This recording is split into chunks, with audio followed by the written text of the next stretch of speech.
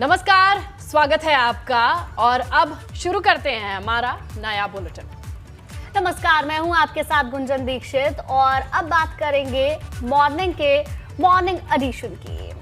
तो चलिए सुनो, यूपी में अब शुरुआत हो रही है राजधानी लखनऊ की खबर के साथ, जहां बदमाशों के हौसले किस कदर बुलंद है इसका अंदाजा लगाइए। कई राउंड फायरिंग की है बदमाशों ने। बताया ये जा रहा है कि विवेकानंद हॉस्पिटल के इमरजेंसी गेट के सामने पंकज शर्मा नाम के शख्स के ऊपर जानलेवा हमला हुआ है। गंभीर हालत में बलरामपुर हॉस्पिटल रेफर किया गया है। फायरिंग से अब इलाके में दहशत का माहौल है। बिल्कुल, पुलिस सूचना पाकर मौके पर तो पहुंच गई है और मौके से कारतूस के खोखे भी बरामद किए गए हैं। रंजिश के चलते पंकज शर्मा पर पहले भी जानलेवा हमला हुआ है। हालांकि बेखौफ बदमाश पुलिस की गिरफ्त से अभी दूर बताए जा रहे हैं, यानी कि अभी बदमाशों की तलाश की जा रही है। लेकिन इससे अंदाजा लगाया जा सकता है स्नेहलता, बदमाशों के हौसले कितने बुलंद हैं। बेखौफ बदमाशों ने कई राउंड फायरिंग की है और लगातार हम देखते हैं कि आपराधिक घटनाएं उत्तर प्रदेश में सबसे ज्यादा सामने आती हैं।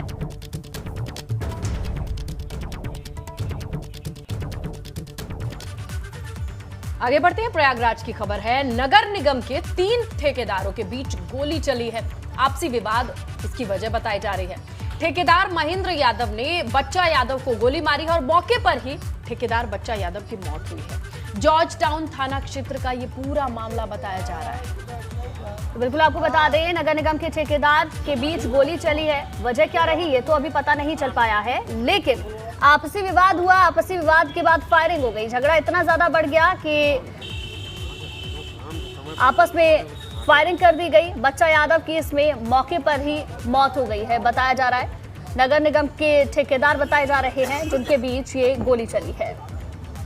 देखिए, तस्वीरें भी आ गई हैं। आपसी विवाद के बाद किस तरीके से रंजिश बढ़ती चली गई और गोली लगने से बच्चा यादव की मौत हुई है, इस बात की पुष्टि है। लेकिन अब रंजिश या विवाद आपस में कहां से शुरू हुआ, अब इसकी पड़ताल पुलिस करेगी। मौके पर दिखाई दे रहा है कि जिस जगह पर यह वारदात हुई वहां पर पुलिस मौजूद है।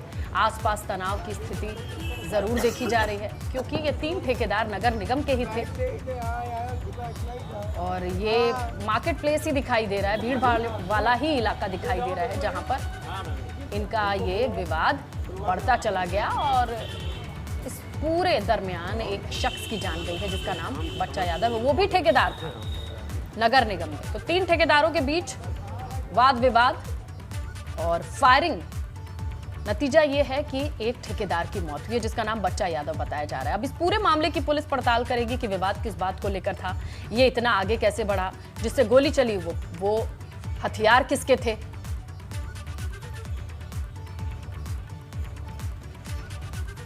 आगे बढ़ते हैं, बात करते हैं सपा अध्यक्ष अखिलेश यादव की। वो अखिलेश यादव जो इन दिनों ताबड़तोड़ दौरे पर है। अखिलेश यादव इन दिनों मिशन बुंदेलखंड पर हैं। बिल्कुल, आज अखिलेश यादव के मिशन बुंदेलखंड का दूसरा दिन है। आज अखिलेश अपनी विजय रथ यात्रा लेकर ललितपुर पहुंचेंगे। अखिलेश की विजय रथ यात्रा आज होनी है। महोबा से निकलकर ललितपुर तक ये यात्रा पहुंचेगी। बताया जा रहा है कि दोपहर करीब 12 बजे अखिलेश ललितपुर पहुंचेंगे। इस दौरान वो कई इलाकों में जनसंपर्क और रैली भी करने वाले हैं।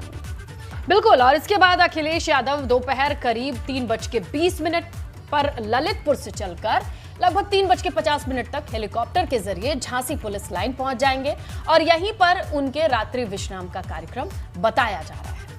अखिलेश यादव बुंदेलखंड में अपनी विजय रथ यात्रा लेकर इसलिए भी घूम रहे हैं ताकि वो बुंदेलखंड के वोटरों को अपने पक्ष में कर सके। अगर देखें तो लगातार अखिलेश यादव हर तरफ से अपना कुनबा बढ़ाने की कोशिश कर रहे हैं, यात्राएं कर रहे हैं, रैली कर रहे हैं। किसी भी तरीके से कोई गलती इस वक्त कोई भी राजनीतिक पार्टी नहीं करना चाहती है। तो बिल्कुल गुंजन, आज अखिलेश यादव के बुंदेलखंड के दौरे का दूसरा दिन है। पहले दिन अखिलेश यादव ने बांदा से हमीरपुर तक विजय यात्रा निकाली। पहले दिन अखिलेश की विजय यात्रा का साक्षी रहा एबीपी गंगा और हमारे सहयोगी रतीश त्रिवेदी ने अखिलेश यादव से खास बातचीत भी की है। समाजवादी पार्टी के राष्ट्रीय अध्यक्ष अखिलेश यादव अपना रथ लेकर बुंदेलखंड में चुनावी शंखनाद कर चुके हैं। बांदा से महोबा की तरफ बढ़ रहे हैं और हमारे साथ हैं अखिलेश जी। आज बुंदेलखंड की 3 दिवसीय यात्रा पर आप पहुंचे हैं। बुंदेलखंड को डबल इंजन की सरकार ने विकास की गति दी है, ऐसा कहना योगी आदित्यनाथ और नरेंद्र मोदी का है।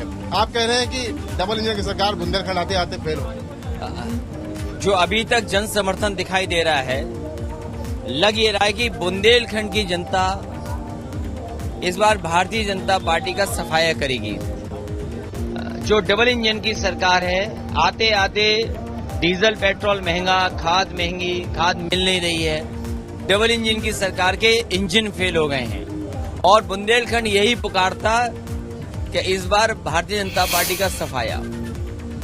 यहाँ बेरोजगारी बढ़ी है, महंगाई के कारण किसान आर्थिक संकट में फंसा है। बांदा में भी किसानों ने आत्महत्या की है, यहाँ भी आत्महत्या हुई है। जब पैदल चल करके मजदूर आए थे, जिन मजदूरों की जान गई, अगर किसी ने मदद की थी तो समाजवादियों ने मदद की। मैं जानना चाहता हूं कि सरकार में बैठे लोग उनकी मदद के लिए आगे क्यों नहीं आए। जो मजदूर घर नहीं पहुंच पाए, परिवार से नहीं मिल पाए, उनकी जान चली गई, उनकी मदद क्या सरकार ने की। इसी तरह बांदा में, महोबा में सबसे ज्यादा किसानों ने आत्महत्या की है। सरकार बताए कि उन्होंने किसानों की क्या मदद की है।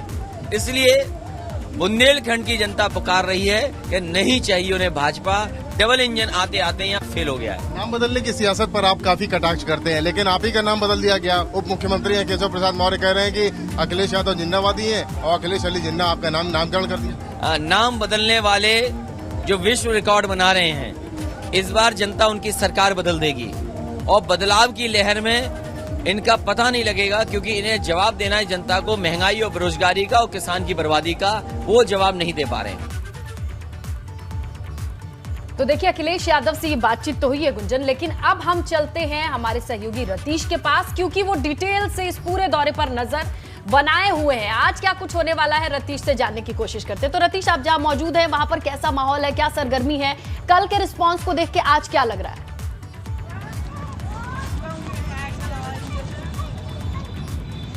की भूमि है और बुंदेलखंड के दौरे पर, 3 दिवसीय दौरे पर राष्ट्रीय अध्यक्ष समाजवादी पार्टी अखिलेश यादव निकले हुए हैं। पहले दिन की अगर बात की जाए तो पहले दिन उन्हें काफी ज्यादा समर्थन मिला। हमने पूरे रास्ते में रथ यात्रा को कवर किया है। रथ यात्रा बांदा से शुरू हुई, बांदा से लेकर के महोबा तक हम पहुंचे और महोबा तक देखने को यह मिला कि सड़कों पर लगातार स्वागत किया गया, जनसंपर्क किया गया।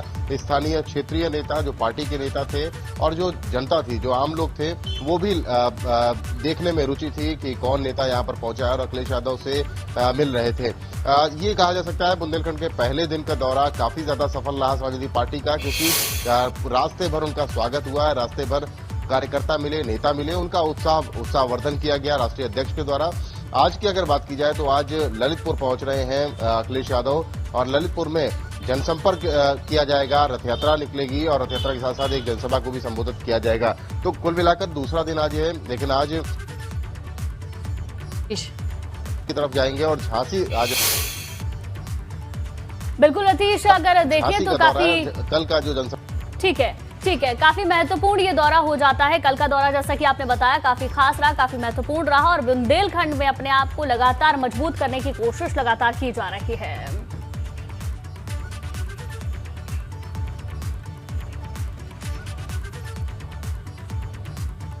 बिल्कुल, अब आगे बढ़ते हैं, बात करते हैं यूपी में विधानसभा चुनाव की तारीखें नजदीक आ रही हैं और इसी वजह से यूपी की सियासी सरगर्मी बढ़ रही है।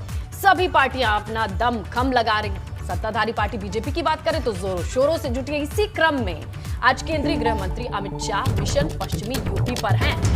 बिल्कुल, आज अमित शाह सहारनपुर के दौरे पर रहने वाले हैं। सहारनपुर में अमित शाह स्टेट यूनिवर्सिटी की सौगात देंगे। इस दौरान सीएम योगी भी अमित शाह के साथ मौजूद होंगे। साथ ही पूर्वारंका में दोनों नेता बूथ अध्यक्षों को संबोधित भी करने वाले हैं। तो महत्वपूर्ण रैली है। अमित शाह आज पहुंच रहे हैं। पश्चिम क्षेत्र का प्रभार अमित शाह के पास है। ऐसे में काफी महत्वपूर्ण आज का ये दौरा, आज की ये रैली रहने वाली है। बिल्कुल, यहाँ पर जितने बूथ अध्यक्ष हैं उनकी बैठक होने वाली है। गृह मंत्री हजारों बूथ अध्यक्षों की एक बड़ी रैली को संबोधित करेंगे। यही एक स्ट्रैटेजी है कि पन्ना प्रमुख से लगाए हर एक बूथ की जिसकी जिम्मेदारी है, उस जिम्मेदार को सशक्त किया जाए और इसी काम के लिए गृह मंत्री पहुंचेंगे आज। चलिए अब इसी खबर की डिटेल जानने की कोशिश करते हैं। बलराम हमारे साथ जुड़े हैं और बलराम से जानकारी लेंगे कि अब कितनी तैयारी हो चुकी है। बलराम, आप ग्राउंड पर हैं, सारी चीजें तैयार दिखाई दे रही होंगे। गृह मंत्री जब आते हैं तो ऐसी ही रणनीति रहती है। कौन कौन आएगा आज?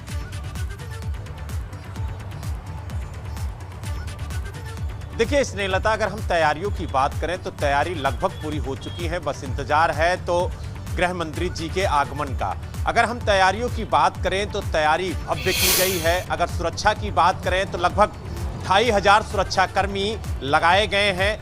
जमीन से लेकर के आसमान तक सुरक्षा पर निगाह रखी जा रही है। अगर हम मिनट टू मिनट गृह मंत्री जी के आगमन की बात करें तो 12:55 पे गृह मंत्री हेलीपैड पर पहुंचेंगे और 1:05 पर वो राजकीय विश्वविद्यालय स्थल पर पहुंचेंगे, जहां पर वो राजकीय विश्वविद्यालय का शिलान्यास करेंगे और उसके बाद बूथ अध्यक्षों को संबोधित करेंगे। और अगर हम बात करें मुख्यमंत्री के आगमन की तो 11:55 पर मुख्यमंत्री योगी आदित्यनाथ सरसावा एयरपोर्ट पहुंचेंगे और वहां से फिर वो निकल करके राजकीय विश्वविद्यालय शिलान्यास स्थल पर पहुंचेंगे और लगभग 2:55 पे मुख्यमंत्री लखनऊ के लिए रवाना होंगे और 2:30 पर जो केंद्रीय गृह मंत्री हैं अमित शाह वो दिल्ली के लिए रवाना होंगे। तो ये इनका मिनट टू मिनट कार्यक्रम है। अगर हम बात करें सहारनपुर में आज गृह मंत्री के बूथ अध्यक्षों को संबोधित करने का, तो सबसे पहले ये जानना बेहद जरूरी है कि आखिरकार सहारनपुर और अमित शाह का नाता क्या है। सहारनपुर वो जिला है जो पश्चिमी उत्तर प्रदेश के लिए राजनीतिक गढ़ माना जाता है और कहा जाता है कि सहारनपुर से ही उत्तर प्रदेश के लिए रास्ता निकलता है राजनीति के लिए। और अगर अमित शाह की बात करें तो वो बीजेपी के चाणक्य माने जाते हैं और उन्होंने बूथ स्तर से लेकर के और पार्टी देखिए की ये बड़ी रणनीति है, यही तैयारी है जो अलग करती है। और देखते हैं मालूम कि है आज कौन कौन सी बातें इस संबोधन से निकल करके सामने आएंगी। धन्यवाद बलराम। बिल्कुल, ये देखने वाली बात होगी। और अब बात कांग्रेस महासचिव प्रियंका गांधी की भी कर लेते हैं। प्रियंका भी इन दिनों फुल फॉर्म में नजर आ रही हैं। प्रियंका के लगातार यूपी के दौरे इस बात की गवाही दे रहे हैं और इसी क्रम में आज प्रियंका गांधी मुरादाबाद भी पहुंच रही हैं। बिल्कुल, असल में मुरादाबाद में कांग्रेस की प्रतिज्ञा रैली होने जा रही है और इसी प्रतिज्ञा रैली को प्रियंका गांधी संबोधित करेंगी। कांग्रेस की इस प्रतिज्ञा रैली में प्रियंका के अलावा छत्तीसगढ़, पंजाब, राजस्थान के मुख्यमंत्री मौजूद रहेंगे। जो बड़े चेहरे हैं कांग्रेस के, उनके शामिल होने के का अंदाजा लगाया जा रहा है।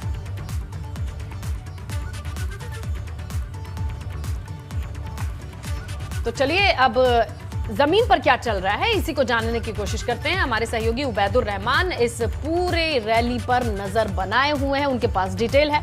तो उबैदुर, बड़ी तैयारी की गई है, लोगों को के भीतर भी उतना ही उत्साह है इस रैली में शामिल होने को लेकर।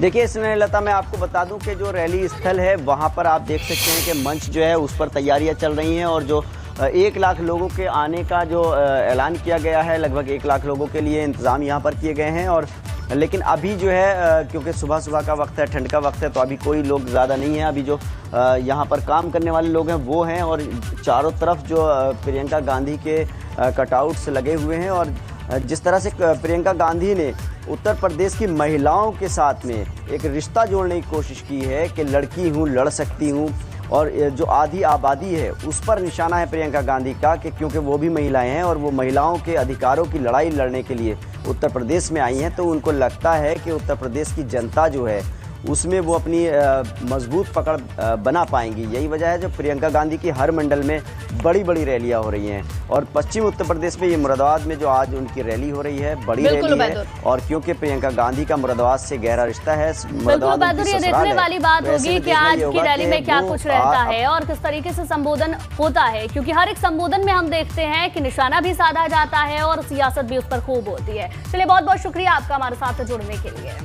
आगे बढ़ते हैं इस वक्त की बड़ी खबर की ओर। कृषि कानूनों की वापसी के बावजूद किसानों का आंदोलन जारी है। पंजाब के कई किसान संगठन वापस लौटने को तैयार हैं, लेकिन संयुक्त किसान मोर्चा अभी भी आंदोलन पर अड़ा हुआ है। ये है अभी की अपडेट। 4 दिसंबर को संयुक्त किसान मोर्चा की बैठक होनी है। बिल्कुल, आंदोलन को लेकर राकेश टिकैत का बड़ा बयान भी सामने आ गया है। सभी मांगे पूरे होने तक आंदोलन इसी तरीके से जारी रहेगा, राकेश टिकैत का ये कहना है। कृषि कानून वापस हो चुका है, लेकिन अभी तक आंदोलन खत्म नहीं हुआ है।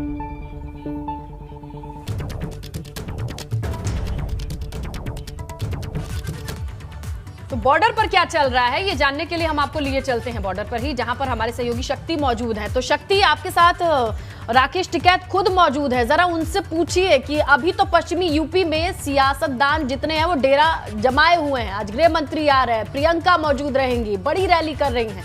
किसानों का रुख क्या कहता है? जी बिल्कुल, राकेश टिकैत जी से पूछते हैं कि जिस तरीके से आज पश्चिमी उत्तर प्रदेश में एक के बाद एक रैलियों का दौर जारी है, एक तरफ सीएम है तो एक तरफ प्रियंका है, तो राकेश टिकैत जी का क्या रुख है? हालांकि राकेश जी का एक ही रुख है, आंदोलन। लेकिन फिर भी पूछते हैं क्योंकि पश्चिमी उत्तर प्रदेश से राकेश जी आते हैं और पश्चिमी उत्तर प्रदेश के सबसे बड़े चेहरे हैं किसान आंदोलन के। राकेश जी, आज अगर देखा जाए तो पश्चिमी उत्तर प्रदेश में एक तरफ गृह मंत्री है अमित शाह, सीएम है, तो वहीं अगर दूसरी तरफ की बात की जाए मुरादाबाद में प्रियंका गांधी है। इन्हें अपना काम करना चाहे भाई, पॉलिटिकल आदमी अपना काम देखें। अगर किसान खेत में नहीं जाएगा तो घास जम जाएगा, उनका नाश हो जाएगा उस किसान का, जो उनका किसान खेत को नहीं देखते। और जो उनसे पॉलिटिकल आदमी हैं, ये अगर जनता के बीच में वोट नहीं मांगेंगे तो इनका नाश होगा। इन्हें जाना चाहिए, इन्हें जाना चाहिए। अच्छा, पश्चिमी उत्तर प्रदेश में जाने के बाद अब मानी जाए विपक्षी पार्टियों की, तो विपक्षी पार्टी जाकर सिर्फ और सिर्फ एक ही नारा आजकल है, किसान। तो कहीं ना कहीं जो किसानों का जो मुद्दा है वो एक तरफ है, लेकिन ये वोट का भी मुद्दा बन गया आजकल। हाँ, तो वोट का मुद्दा तो बढ़ना ही चाहिए। किसान का नाम दोनों लेंगे, एक कहेगा काम लेंगे,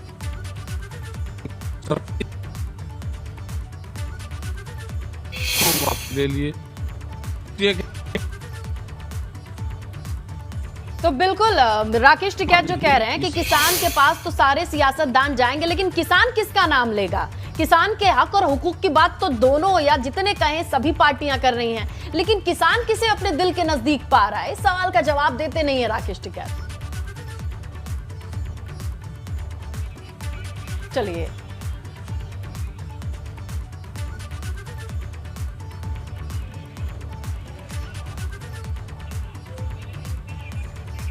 चलिए ठीक है।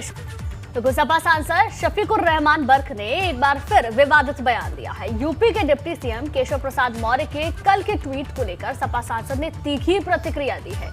सपा सांसद ने कहा कि आज तक मुल्क की हालत सुधरी नहीं है, कानून के खिलाफ सारे काम किए जा रहे हैं, कानून में सभी को इबादत करने का हक है। इसके साथ ही उन्होंने कहा कि हर किसी का वोट कीमती है और लोग अपने वोट का सही इस्तेमाल करें। 2022 में समाजवादी पार्टी की सरकार बनने का सपा सांसद शफीकुर रहमान ने दावा किया।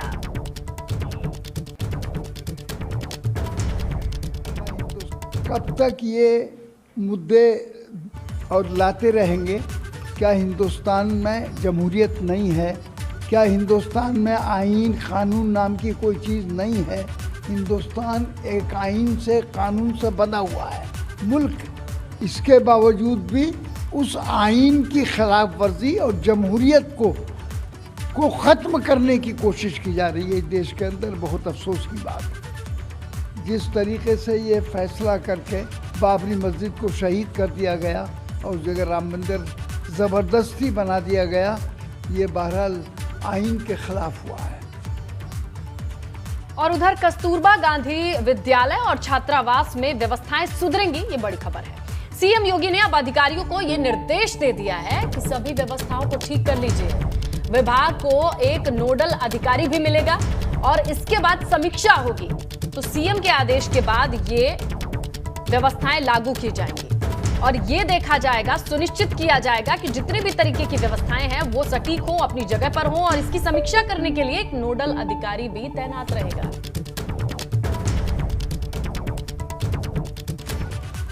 चलिए आगे बढ़ते हैं। बागपत से खबर, जहां साइकिल सवार 2 युवकों को कार ने रौंद दिया है। अस्पताल में डॉक्टरों ने दोनों को मृत घोषित किया। शादी समारोह में शामिल होकर दोनों ही लोग वापस लौट रहे थे। छपरौली थाना क्षेत्र के सनौली गांव में ये पूरा हादसा हुआ है। अस्पताल में भर्ती कराया गया, लेकिन डॉक्टर्स ने दोनों को मृत घोषित कर दिया। दरअसल दोनों ही शादी समारोह में शामिल होने के लिए गए थे और जब वापस लौटे उस दौरान यह हादसा हुआ। छपरौली थाना क्षेत्र के सनौली गांव का ये पूरा मामला बताया जा रहा है।